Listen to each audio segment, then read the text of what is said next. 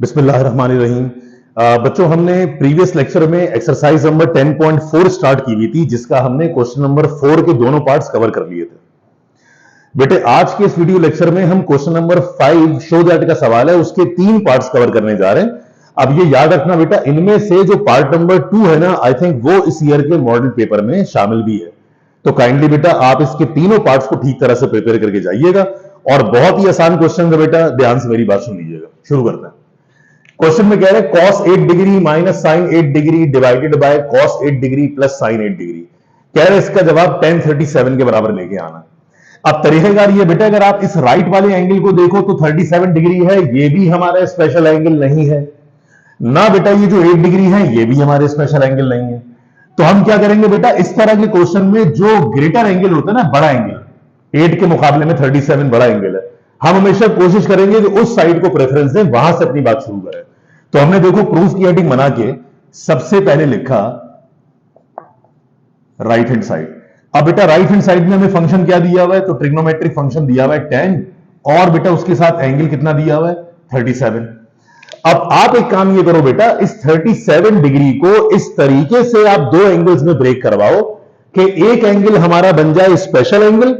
Special angle से मुराद 0, फिर 30, फिर 45, फिर 60 और फिर 90। या तो एक एंगल हमारा स्पेशल एंगल पे से बन जाए और एक एंगल वो आ जाए जो इनकी मर्जी का, यानी 8 डिग्री। तो आसान सी टेक्निक क्या बेटा, वो सुनिएगा, अपनी तरफ से मत सोचें। ये 37 लिखा हुआ और यहां 8 लिखा हुआ है। सबसे पहले क्या करो, 37 और इस 8 को आपस में ऐड करवा दो।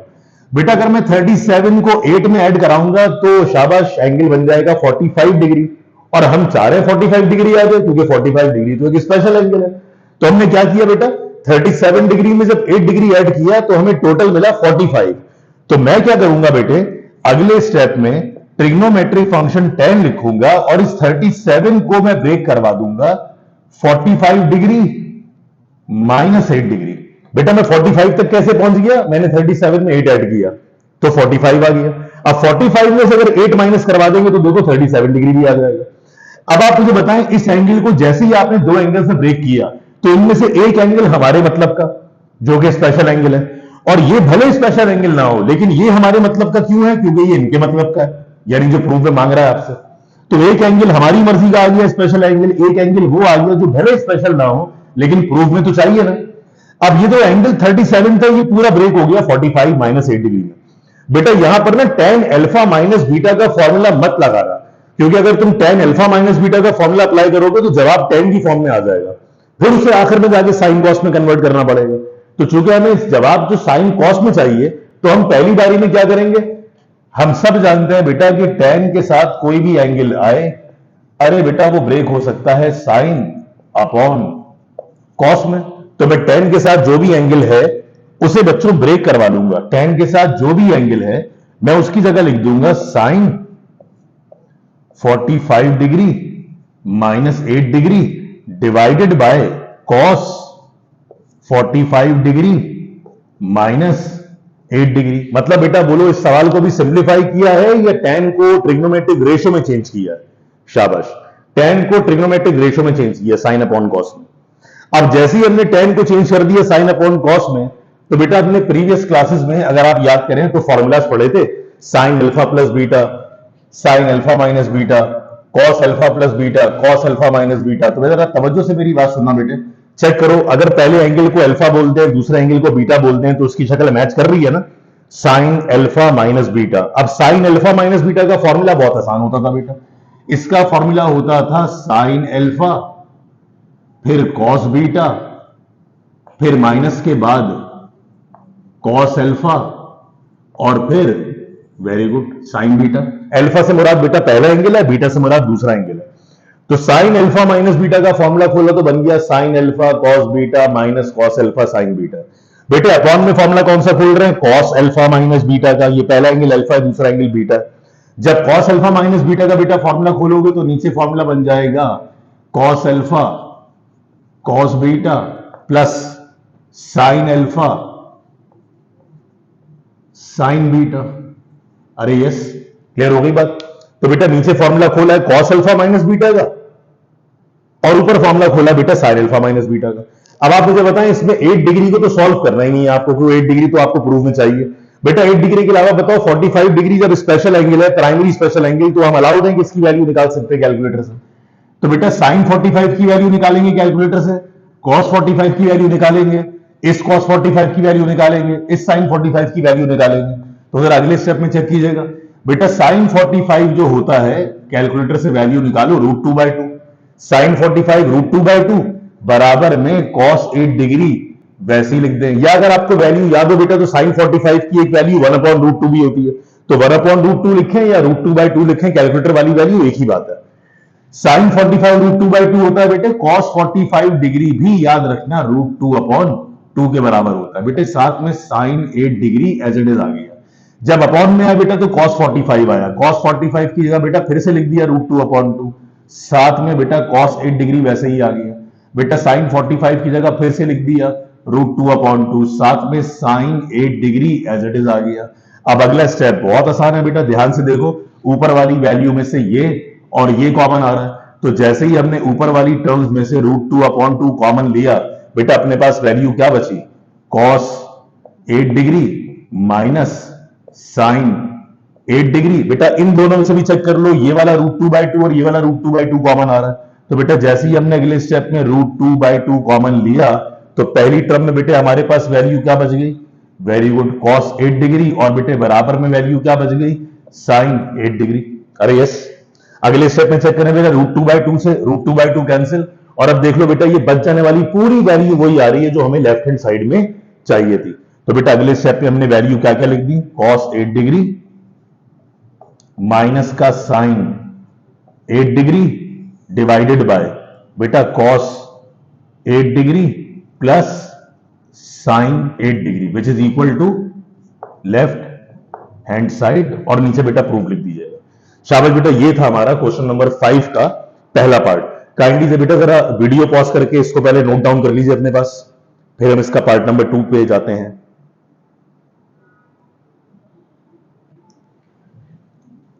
अब जब बेटा ऐसी शो दैट के पार्ट नंबर 2 को हम स्टार्ट करते हैं, तो पार्ट नंबर 2 बेटा सेम पैटर्न का सवाल है। अब पार्ट नंबर 2 में ये हमसे क्वेश्चन में कह रहा है cos 11 डिग्री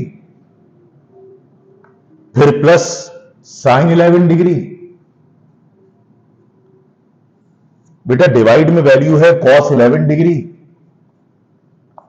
फिर माइनस साइन 11 डिग्री, और बेटा इस मर्तबा राइट हैंड साइड पर वैल्यू गिवन है 10 और उसके साथ बेटा एंगल है 56 डिग्री।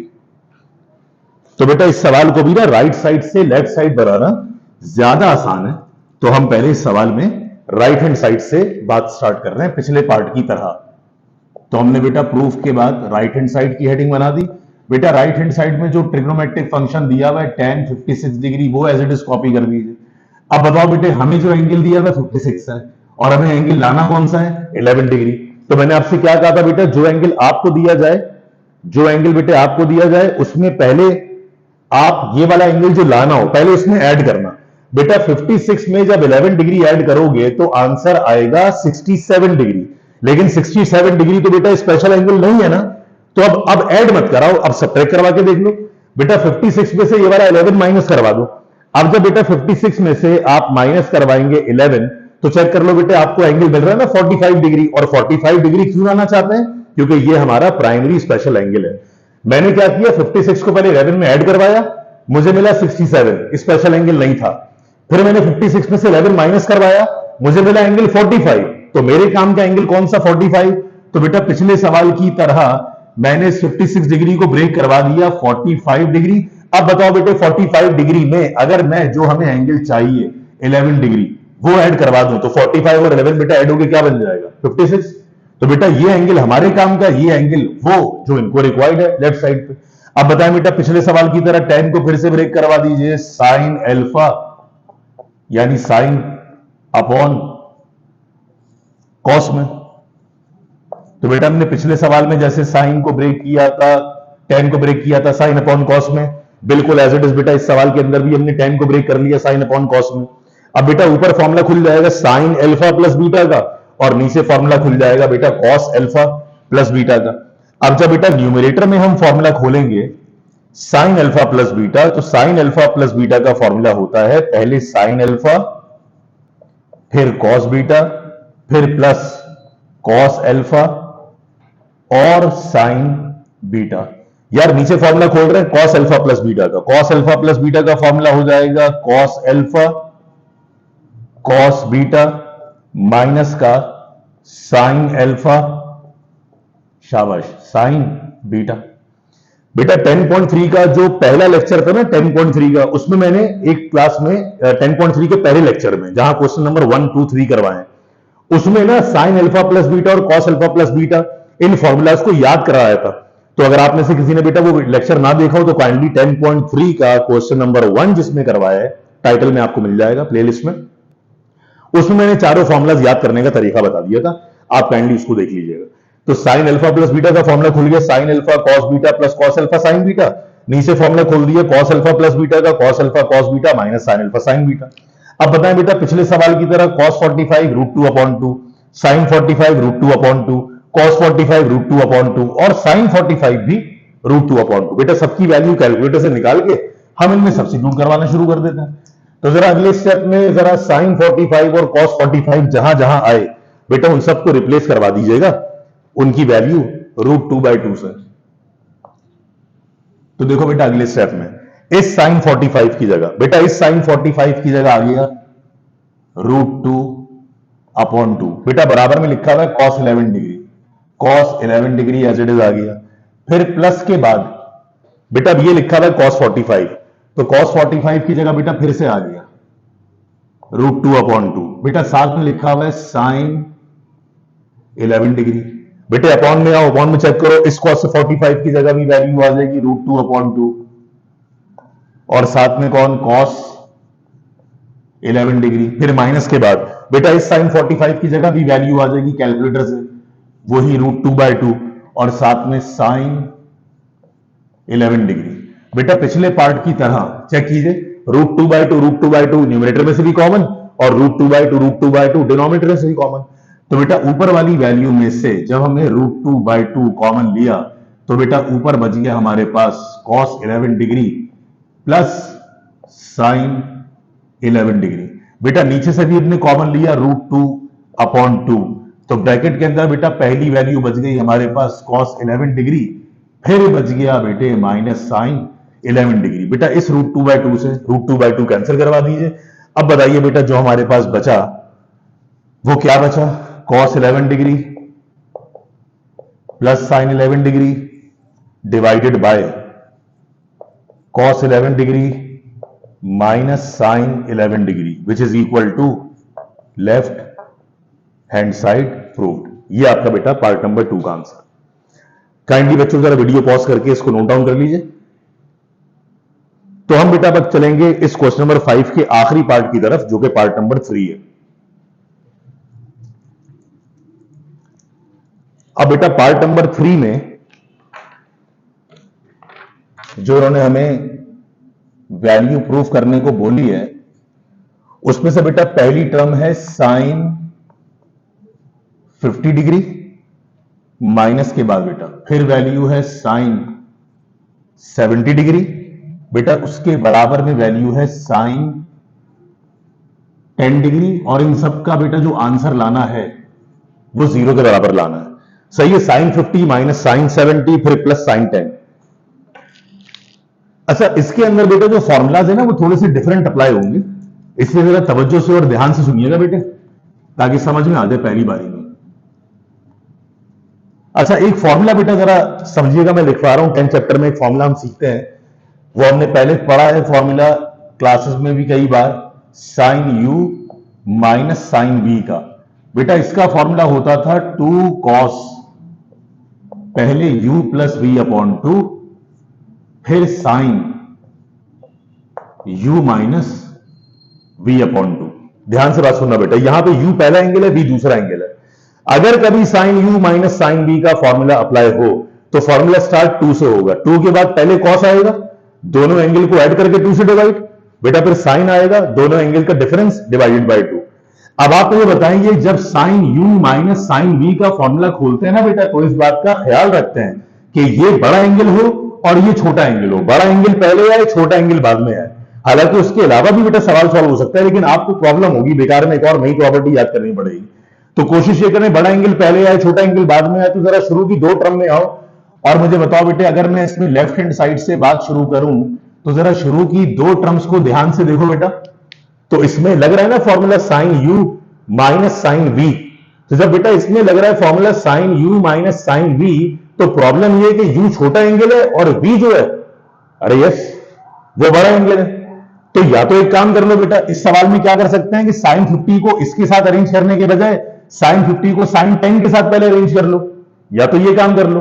और अगर ये काम नहीं कर रहे तो कोशिश ये करो कि 70 वाली एंगल ये पहले आ जाए, 50 वाला एंगल ये बाद में आ जाए, मतलब ये दोनों टर्म्स की पोजीशन बदल जाए, ये पहले और वो बाद में।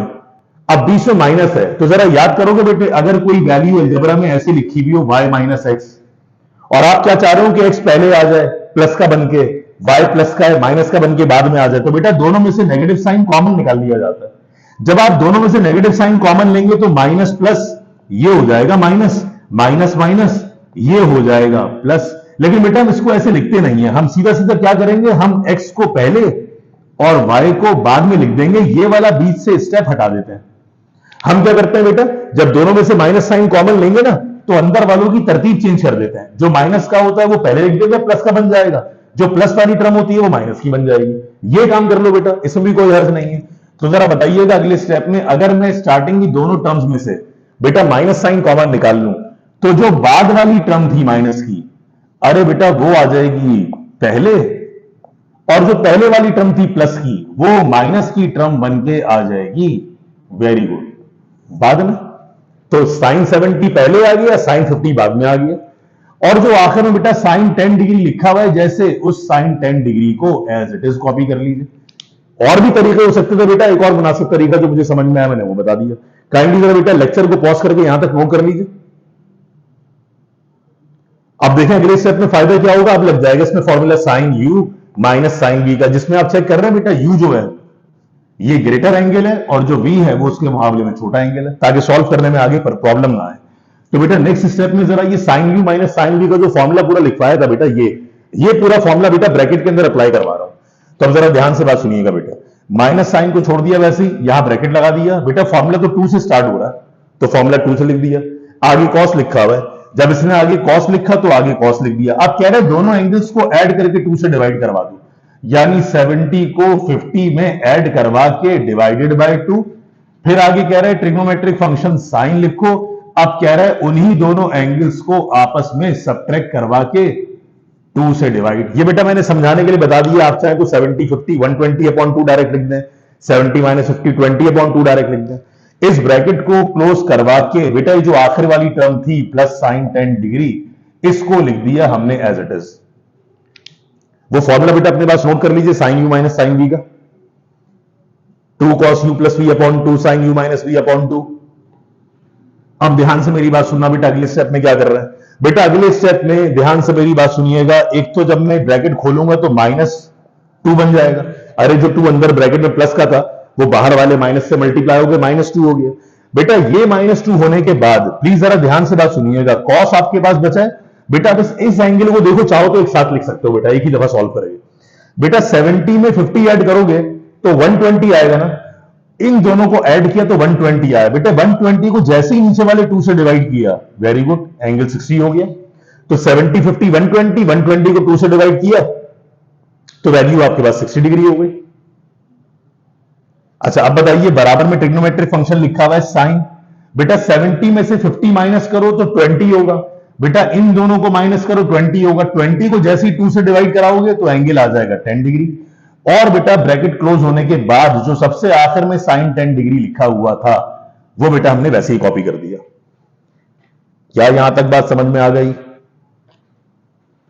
अब नेक्स्ट स्टेप ध्यान से देखा बेटा, इस पूरे आंसर में चेक कर लो बेटा, एक वैल्यू ऐसी जो फैक्टर आउट हो रही है ना, कॉमन निकल रही है, बिल्कुल सही पहचाना, साइन 10 डिग्री और साइन 10 डिग्री में से हमने साइन 10 डिग्री कॉमन निकाल लिया, यानी फैक्टर आउट कर लिया। जब बेटा मैं साइन 10 डिग्री को कॉमन निकाल लूंगा तो हमारे पास पहली वैल्यू में सिर्फ कौन कौन बचा बेटे, -2 बच गया और कॉस 60 डिग्री बच गया। बेटा इन सब में से जब साइन 10 कॉमन आया तो सिर्फ ये दोनों बच गए। उसके बाद बेटा प्लस साइन वैसे ही है, साइन 10 में से साइन 10 कॉमन निकाल लिया तो सिर्फ वैल्यू 1 बची। अब नेक्स्ट स्टेप में बेटा हमने साइन 10 डिग्री को एज इट इज लिख दिया, फिर ब्रैकेट बना के बेटे -2 वैसे ही लिखा। बताओ cos 60 लिखा हुआ है तो 60 तो हमारा वैसे ही प्राइमरी स्पेशल एंगल है। बेटे जब cos 60 की हमने कैलकुलेटर से वैल्यू मालूम करी तो cos 60 की वैल्यू 1/2 आ गई, साथ में +1 जैसे था वो वैसे ही आ गया। देख रहे हो साइन 10 डिग्री लिखा हुआ है, -2 भी वैसे लिखा हुआ है बेटा। जहां cos 60 आया, cos 60 की वैल्यू निकाल ली कैलकुलेटर से 1/2, साथ में +1 वैसे ही लिखा हुआ है।